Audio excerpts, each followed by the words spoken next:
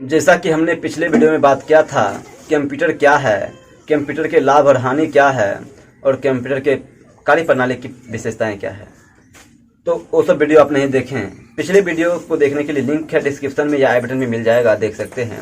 फिलहाल मैं बता दूं कि इस वीडियो में बात करूंगा कि ऑपरेटिंग सिस्टम की विशेषताएं क्या है। इससे पहले मैं एक बात बताना चाहूँगा कि इस चैनल पर बेसिक कंप्यूटर को लेकर एक कोर्स सीरीज चलाया जा रहा है, जिसको आप चेकआउट करते रहिए। और चेकआउट करने के लिए करना क्या होगा, तो चैनल को सब्सक्राइब कर दीजिए और शेयर कर दीजिए, ताकि आपके दोस्त यार और भी अच्छे से सीख पाएँ। आपको कुछ नहीं आता, माउस किसे कहते हैं, कीबोर्ड किसे कहते हैं, लेकिन फिर भी चिंता ना करें, क्योंकि हम पूरे बेसिक से इस पर एक कंप्यूटर कोर्स स्टार्ट किए हैं। तो चलिए बिना टाइम गंवाए शुरू करते हैं। तो पहला जैसे कि हो जाता है ऑपरेटिंग सिस्टम की विशेषताएं में मेमोरी मैनेजमेंट, दूसरा मल्टी प्रोग्रामर, तीसरा मल्टी प्रोसेसर और चौथा हो जाता है मल्टीटास्क और पांचवा मल्टी थ्रेडली और छठा हो जाता है रीड टाइम। तो ये 6 प्रकार हैं ऑपरेटिंग सिस्टम के। और गाइज, हम इन सभी 6 प्रकारों का फुल डिफिनेशन दूंगा, और डिफिनेशन को चाहिए तो आप लिख लें या स्क्रीनशॉट मार के रख सकते हैं, और याद जरूर करते रहिएगा ताकि आप इस कोर्स के माध्यम से कुछ सीख सकते हैं। तो चलिए शुरू करते हैं इन 6 पॉइंटों का डिफिनेशन। पहला हमने बताया था कि मेमोरी प्रबंधन, मेमोरी मैनेजमेंट। तो प्रोग्राम एवं आंकड़ों को क्रियान्वित करने से पहले मेमोरी में डालना पड़ता है।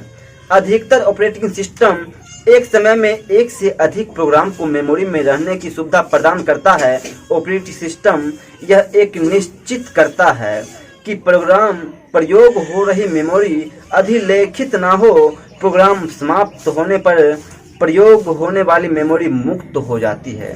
दूसरा मल्टी प्रोग्रामिंग का डिफिनीशन है एक ही समय पर 2 से अधिक प्रक्रियाओं का एक दूसरे पर चालन होना मल्टी प्रोग्रामिंग कहलाता है। विशेष तकनीक के आधार पर सीपीयू के द्वारा निर्णय लिया गया है इन प्रोग्राम में से किसी प्रोग्राम को चलाना है, एक ही समय में सीपीयू के किसी प्रयोग को चलाता है।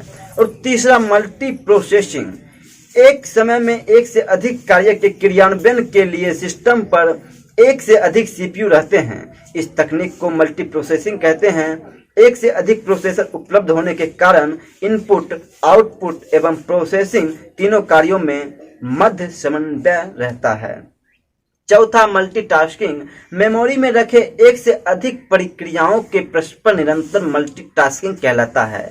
किसी प्रयोग से नियंत्रण हटाने से पहले उसकी पूर्व दिशा सुरक्षित कर ली जाती है। जब नियंत्रण इस प्रयोग पर आता है, प्रोग्राम अपनी पूर्व अवस्था में रहता है। मल्टीटास्किंग में यूजर को ऐसा प्रतीत होता है कि सभी कार्य एक साथ चल रहे हैं। मल्टीथ्रेडिंग, यह एक मल्टीटास्किंग का विस्तारित रूप है।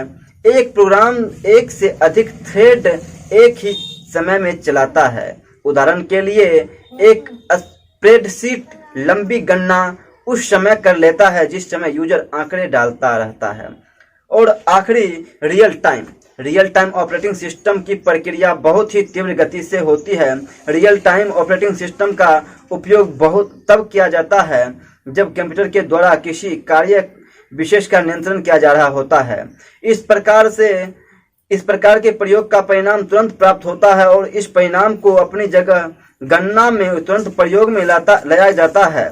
आवश्यकता पड़ने पर नियंत्रित की जाने वाली प्रक्रिया को बदला जा सकता है। इस तकनीक के द्वारा कंप्यूटर का कार्य लगातार आंकड़े ग्रहण करना, उनकी गणना करना, मेमोरी में उन्हें व्यवस्थित करना तथा गणना के परिणाम के आधार पर निर्देश देना होता है।